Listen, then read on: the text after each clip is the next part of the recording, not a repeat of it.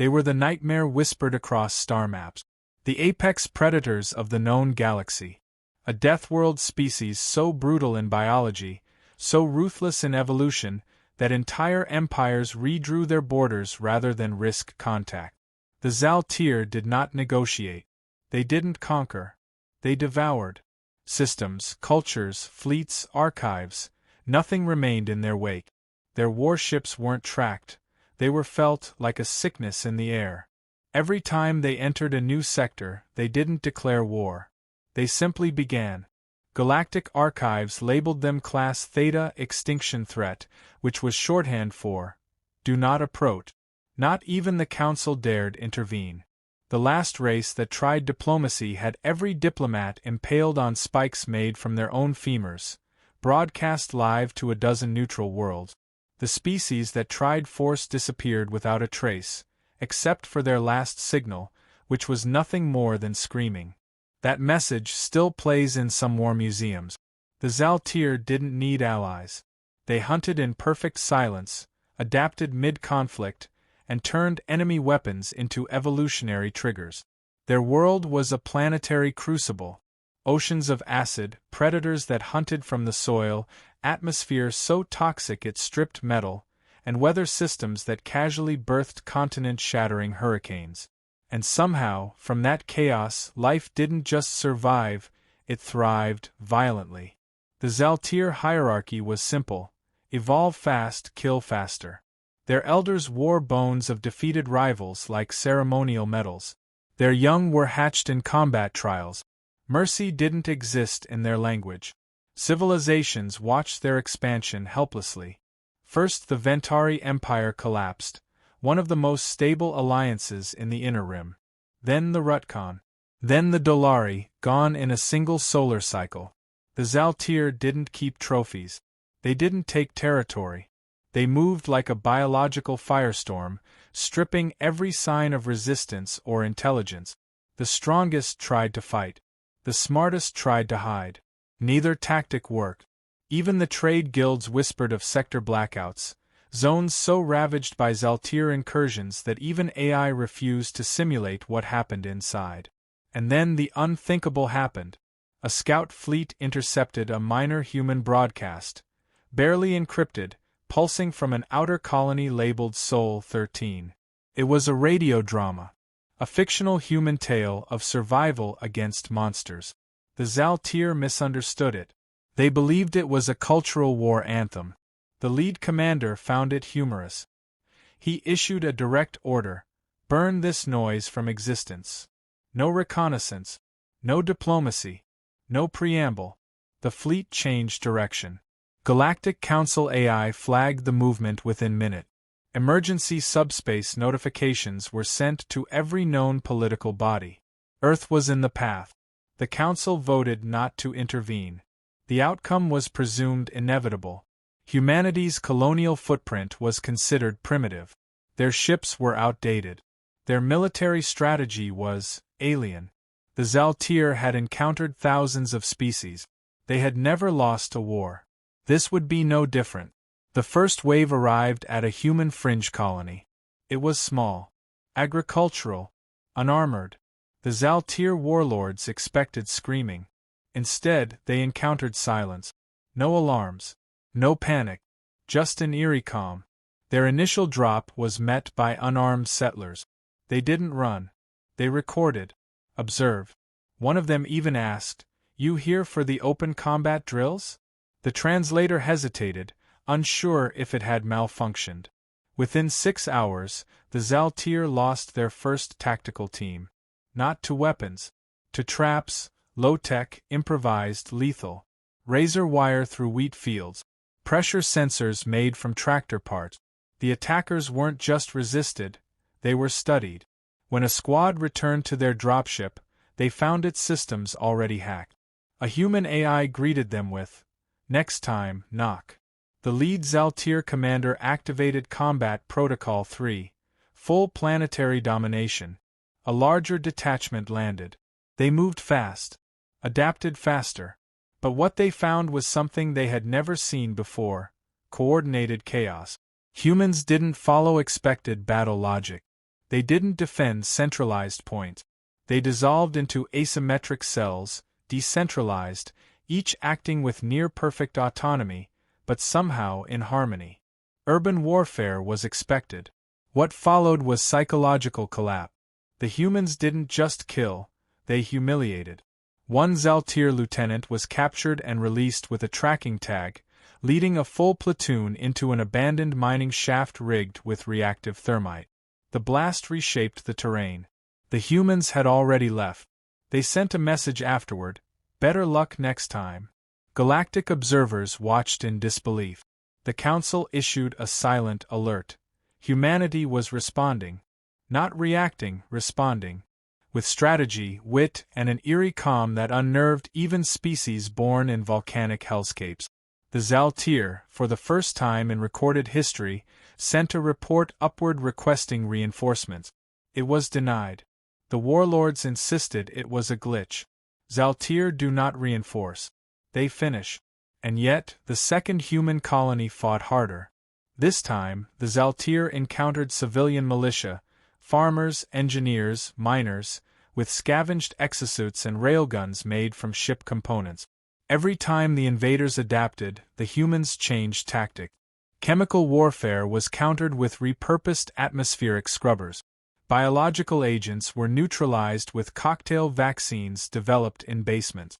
When the Zaltir deployed their sonic dissonance units, humans simply deafened themselves preemptively, fought without hearing, using hand signals and line-of-sight code. One Zaltir biochemist remarked, "Their brains should not be this flexible. They should break." But they didn't break. They evolved. Captured human data logs began to paint a terrifying picture. Earth was not a peaceful world. It was a high-gravity, tectonically unstable, predator-rich, chemically diverse pressure cooker of a planet. Humanity hadn't just survived, it had been forged. They were, by every metric, Deathworlders themselves. And not just any kind. The rarest kind. Cooperative Deathworlders. Ones who didn't just endure alone, but together. The Zaltir had never fought that. Predators didn't usually form alliances. They certainly didn't laugh during battle. But humans did. They taunted. They sang. They joked mid-assault. One recording captured a squad yelling insults in multiple languages as they advanced. "What kind of species heckles during warfare?" a Zaltir general demanded. There was no answer. The Council began to panic. Not because Earth was in danger, but because the humans weren't asking for help. They weren't broadcasting distress. They weren't even angry. They were focused, clinical, efficient, like they'd been through this before. The Zaltir responded the only way they knew how, with escalation.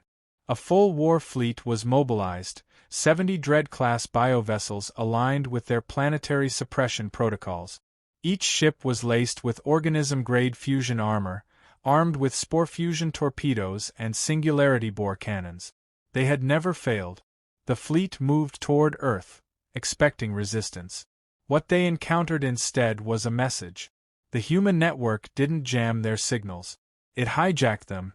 Every sensor, every comms frequency was overridden with a single voice. "Calm. Measured. Human. You are entering a secure zone. You have one opportunity to turn around. Proceed, and the consequences are yours to own." The fleet ignored it. They always did. 24 minutes later, 2 of their ships vanished. Not destroyed, removed.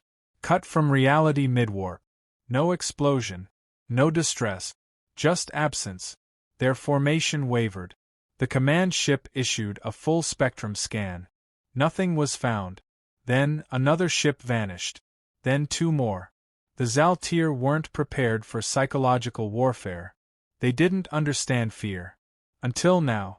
By the time they reached the edge of the Sol system, only 37 ships remained. They didn't know what had taken the others. They only knew it had taken them without leaving a trace. Still they advanced. Earth didn't respond with an armada. There was no show of power. No traditional military deployment. Instead, a series of signals launched from the asteroid belt. Not weapons, data. Compressed pulses. The Zaltir dismissed them until their onboard systems began rewriting themselves. It wasn't a virus. It was instruction. Reprogramming. By the time their IT defense cells reacted, 4 navigation cores had been turned into AI-controlled rerouting loop. 3 ships collided into one another. 2 simply shut down. The Zaltir didn't understand how humans had penetrated their defenses so easily. They didn't understand how Earth had calculated their fleet trajectory to within a 1-second margin. What they did understand, finally, was that this wasn't a conflict. This was a controlled collapse. Orchestration. They weren't in a war. They were inside a trap. Earth's silence wasn't passivity. It was a performance. The human counter-response began without a single launch. Planetary defense systems activated across soul-linked colonies. Not lasers. Not nuclear arsenals. Quantum field distorters. Gravitational cage emitters. The kind of tech that wasn't supposed to exist for another 1,000 years. Council observers, operating from hidden satellites, recorded the footage with growing horror. Ships entering the field simply slowed. Not destroyed. Not disabled. Slowed until they were motionless, suspended mid-space like insects in resin. Then Earth scanned them. Broke them apart. Not for salvage. For analysis. Every piece catalogued. Every weapon map. Every Zaltir neural pattern dissected. They were being reverse-engineered in real time. Still, the Zaltir sent ground teams. They landed on Mars, thinking it was uninhabited. Instead, they found underground facilities, heavily automated, and depressurized traps that weaponized their own exoskeletal structure against them. A single recorded human phrase played in every corridor: "Welcome to the tutorial level." The humans had done something else too. They'd studied Zaltir biology, found its flaws, targeted its rhythms, released environment-specific counterparticles into the atmosphere that didn't kill, but destabilized hormonal aggression. The Zaltir felt confusion, then fear, then hesitation. It spread like wildfire through the ranks. One high warrior reported a hallucination, visions of past battles, voices from home, emotional surges. The council later theorized it was synthetic memory disruption, a deliberate weapon aimed not at the body but the identity. It worked. Entire units surrendered without engagement. The Zaltir called for support. Their high war nexus responded by dispatching reinforcements. That reinforcement never arrived. A human stealth probe had intercepted the transmission, altered the coordinates, and redirected the new fleet into a collapsed star. No survivors. The war nexus realized it had lost contact with half its active fleet across multiple sectors. It was then the humans responded publicly. One message broadcast galaxy-wide: "We gave you one chance. You ignored it. You won't get another." No further elaboration. No chest beating. Just a line in the sand, delivered with clinical detachment. Empires scrambled to understand how Earth was capable of this level of operation. Theories emerged. Black site experiments. Precursor tech. AI autonomy limits breached. None of it mattered. The results spoke for themselves. The Zaltir, once biological perfection in motion, had never faced an enemy who fought like this. Not in formations. Not in predictable patterns. Humans fought like problems solving themselves. Each unit adapting. Each mistake converted into a new tactic. Their battles were fractals, unfolding layers of complexity with no clear center. The turning point came on Titan, where Zaltir elite warriors engaged a human engineering crew. Only later did they discover that the crew was unarmed. It hadn't mattered. They fought with tools, sealed off passages, vented chambers, redirected their own oxygen supply into pressurized flame jet. The Zaltir squad perished in 22 seconds. No survivors. One of the human engineers left behind a message: "We fix stars for a living. You think we can't break you?" The myth of Zaltir invincibility collapsed. Reports spread across the galaxy of desertions, self-terminations, command breakdowns. Species once living in fear watched the fall unfold with growing disbelief. Even council members who once mocked Earth's potential began issuing emergency neutrality declarations, hoping to stay out of the blast radius. Zaltir Command initiated Protocol Red Spine, the last measure. Biological override, turning warriors into unthinking berserkers immune to pain, driven only to kill. It failed. Human countermeasures anticipated it. They transmitted neural noise mimicking brood bond distress signals. The berserkers turned on their own command ship. Humanity didn't just win battles. They inverted the battlefield. Galactic intelligence services tried to track the source of human tactic. They found no central command. No single general. Just distributed command nodes, all autonomous, all interlinked. Decision latency was near zero. Every unit had full access to war update. Every drone, satellite, and foot soldier operated like a fragment of the same organism. The phrase, distributed dominance, entered military vocabularies galaxy-wide. It wasn't just terrifying. It was unreplicable. When the battle began, the Council broadcast it across every channel, confident it would be a declaration of absolute power. The Gorak had conquered entire star systems.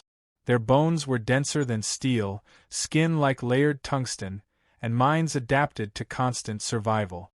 They didn't fear death, they molded it. And humanity, for all its technological charm, was still seen as soft, sentimental, and newly emerged from their cradle. To the Gorak, humans were amusing, a curious species still bound to morality and treaties. But none of that mattered now.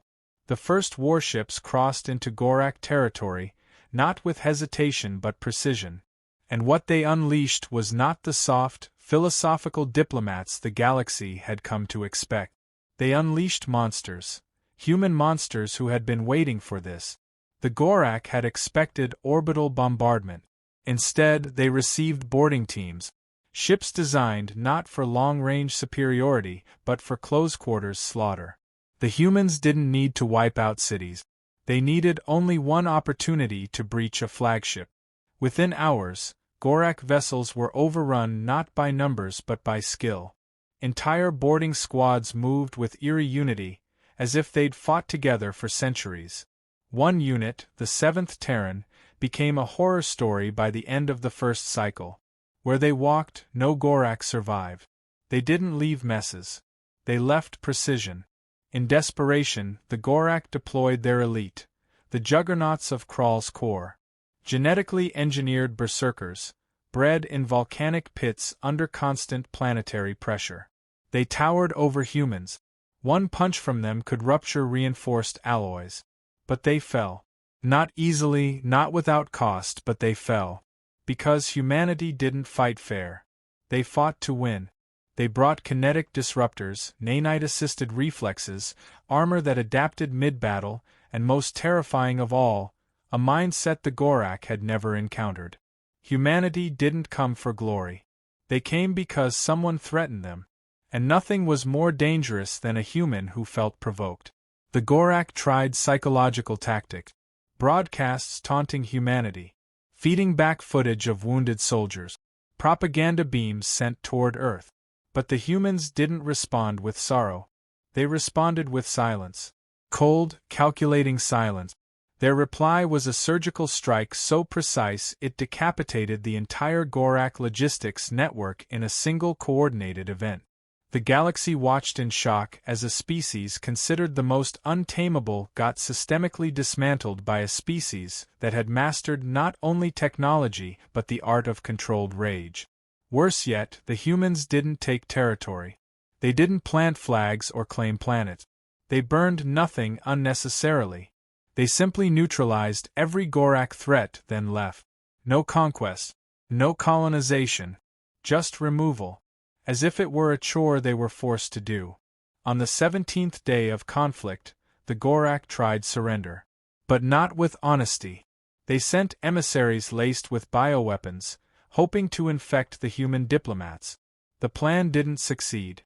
Not only had humans anticipated it, They sent back the Gorak emissaries encased in stasis fields, with their DNA sequenced and weaknesses exposed. Publicly, across every Gorak system. The message wasn't arrogance. It was a statement: we're not playing your game. This ends now. And it did. The last major Gorak bastion, Fortress Gorn, collapsed under coordinated orbital shelling followed by ground insertion unit. The humans didn't need reinforcements. They used fewer troops than any known conflict, but the precision, speed, and brutality were unmatched. A single Terran PSYOPS commander, callsign Wraith, had infiltrated their command protocols days earlier. The fortress defense systems turned on their own soldiers mid-battle. The Council, forced to watch what they'd once thought impossible, called for emergency assembly. Their words were lost under the roar of public fear.